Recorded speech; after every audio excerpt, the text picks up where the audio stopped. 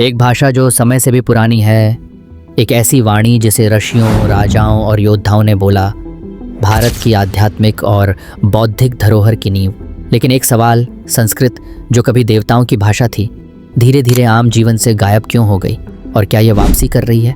अंत तक हमारे साथ बने रहिए, क्योंकि आज हम संस्कृत की अनकही कहानी को उजागर करेंगे, इसकी रहस्यमयी उत्पत्ति, इसकी समृद्धि और इसका अनिश्चित भविष्य। संस्कृत की उत्पत्ति।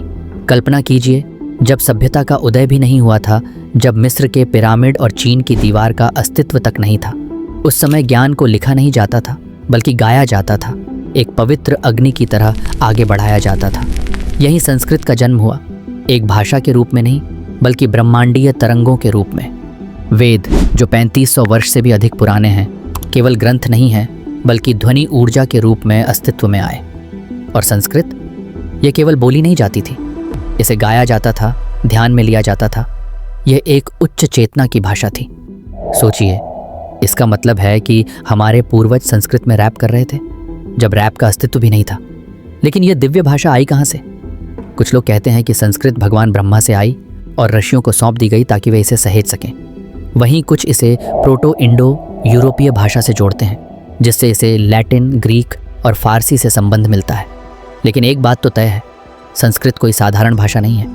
यह वैज्ञानिक तरीके से निर्मित एक भाषाई चमत्कार है। लेकिन यह दिव्य भाषा विज्ञान, दर्शन और प्रशासन की भाषा कैसे बनी? और यह भारत के महानतम साम्राज्यों की कुंजी कैसे बनी? आइए जानते हैं। संस्कृत का स्वर्ण युग, पाणिनि, कालिदास और आर्यभट्ट का युग। यह वह समय था जब संस्कृत केवल धार्मिक भाषा नहीं थी, यह शक्ति, कविता और प्रगति की भाषा थी। नालंदा और तक्षशिला जैसे विश्वविद्यालय फले फूले, जहां चीन से लेकर यूनान तक के छात्र शिक्षा प्राप्त करने आते थे।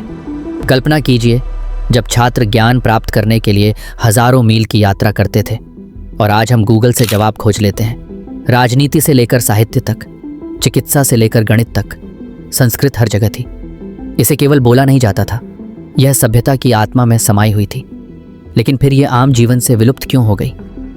ऐसा क्या हुआ कि संस्कृत धीरे धीरे पीछे छूट गई? विदेशी आक्रमणों की वजह से, बदलते शासकों की वजह से, या कुछ और? चलिए इस रहस्य से पर्दा उठाते हैं। संस्कृत का पतन और पुनरुत्थान। जब भारत ने विदेशी आक्रमण झेले, मुगलों से लेकर ब्रिटिश तक, तो फारसी और अंग्रेजी जैसी भाषाएं मुख्य धारा में आ गईं। संस्कृत जो कभी भारत की बौद्धिक धारा थी, मंदिरों और ग्रंथों तक सीमित हो गई। आज़ादी के समय तक इसे मृत भाषा कहा जाने लगा। पर क्या यह सच में मर गई?